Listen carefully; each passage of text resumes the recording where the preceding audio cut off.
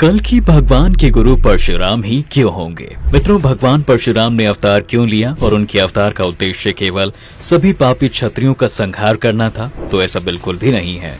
भगवान विष्णु के छठे अवतार भगवान परशुराम का अवतार सतयुग में ही हुआ था और ये भगवान विष्णु के एकमात्र चिरंजीवी अवतार हैं। ऐसा माना जाता है कि वे आज भी महेंद्र पर्वत की एक गुफा में समाधि में लीन हैं। वे कलयुग के अंत की प्रतीक्षा कर रहे हैं, जब भगवान कल की अवतार लेंगे। कलयुग में जब पाप बढ़ जाएगा और भगवान विष्णु कल की अवतार लेकर पृथ्वी पर आएंगे, तब एक बार फिर से भगवान परशुराम आएंगे।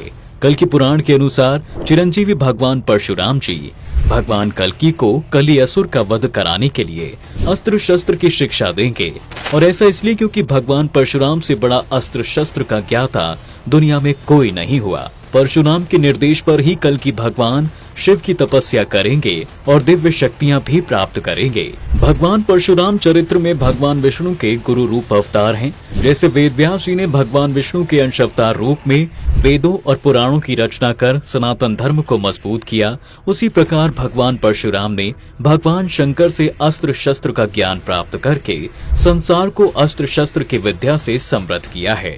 इस कारण भगवान परशुराम को अस्त्र शस्त्र का सबसे बड़ा ज्ञाता माना जाता है। परशुराम के गुरु भगवान शंकर से उन्हें फरसा मिला था, जबकि वो भगवान विष्णु का शारंग धनुष भी धारण करते हैं। संसार के सारे दिव्यास्त्रों का ज्ञान उन्हीं के पास है।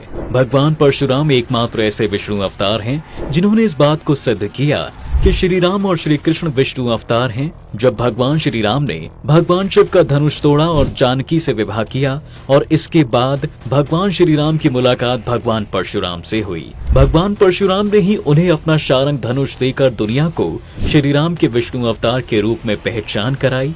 महाभारत में भी श्री कृष्ण परशुराम के मिलन का वर्णन मिलता है। भगवान परशुराम ने श्री कृष्ण के भगवान विष्णु के अवतार होने का सच भी दुनिया को बताया। महाभारत काल के 3 महान योद्धा भगवान परशुराम के शिष्य थे। पितामह भीष्म ने भगवान परशुराम से ही अस्त्र शस्त्र की शिक्षा ली थी।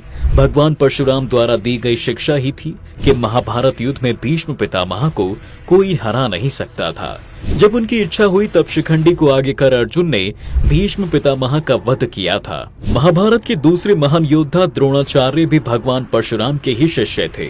यह भगवान परशुराम द्वारा दी गई शिक्षा थी जो द्रोण ने अर्जुन सहित सभी पांडवों और कौरवों को दी थी।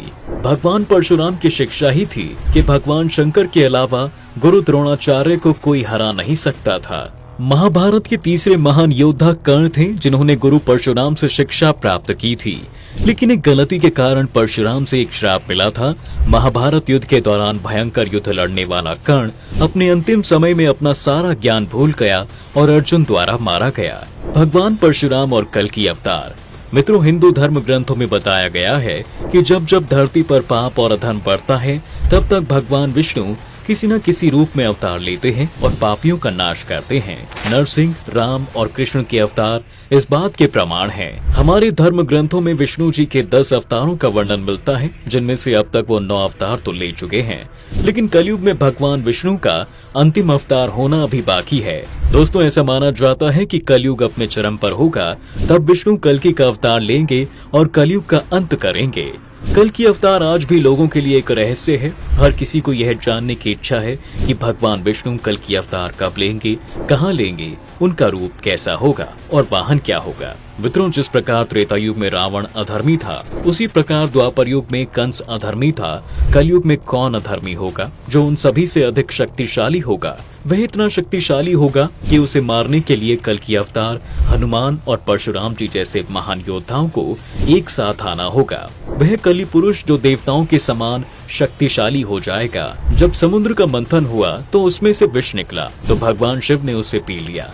तभी उसकी कुछ बूंदें नीचे गिर गईं, जिससे कलि पुरुष का जन्म हुआ और समय के साथ वह और अधिक शक्तिशाली हो गया। यह इंसान के अंदर भी घुसकर उन्हें बुराई की ओर धकेल सकता है। समय के साथ साथ यह भौतिक रूप भी ले लेगा, जिससे यह और अधिक शक्तिशाली हो जाएगा। भगवान कल्कि हनुमान जी और परशुराम जी के साथ मिलकर इसका अंत करेंगे। कल्कि पुराण के अनुसार कलयुग में भगवान विष्णु कल की रूप में अवतार लेंगे और यह अवतार कलयुग और सतयुग के संधि काल में ही होगा। यह अवतार 64 कलाओं से युक्त होगा। मित्रों, पौराणिक कथाओं के अनुसार कलयुग में जब पाप की सीमा पार हो जाएगी तो दुष्टों का संहार करने के लिए कल की अवतार अवतरित होगा। ऐसा माना जाता है कि भगवान कल्कि का वाहन सफेद रंग का घोड़ा होगा। यह घोड़ा देवदत्त के नाम से जाना जाएगा।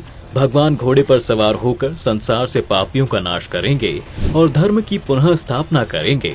स्कंद पुराण के 10वें अध्याय में स्पष्ट रूप से वर्णित है कि कलयुग में भगवान विष्णु के अवतार श्री कल्कि उत्तर प्रदेश के मुरादाबाद जिले के संभल नामक स्थान पर विष्णु यशा नामक तपस्वी ब्राह्मण के घर में पुत्र रूप में जन्म लेंगे। इनके पिता भगवान विष्णु के परम भक्त होंगे और उन्हें वेदों और पुराणों का पूरा ज्ञान होगा। उनके पिता का नाम विष्णु यश और माता का नाम सुमति होगा।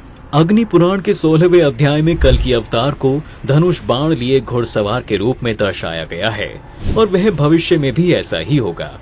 कल्कि पुराण के अनुसार वे हाथ में चमकती तलवार लेकर सफेद घोड़े पर सवार होकर युद्ध और विजय के लिए निकलेंगे और पृथ्वी से सभी मलेच्छों को खत्म करके सनातन धर्म की स्थापना करेंगे। वे लोगों के दिल में ईश्वर के प्रति भक्ति भाव जगाएंगे और लोग भी उनकी बात मानकर धार्मिकता के मार्ग और शुद्धता के युग का पालन शुरू कर देंगे।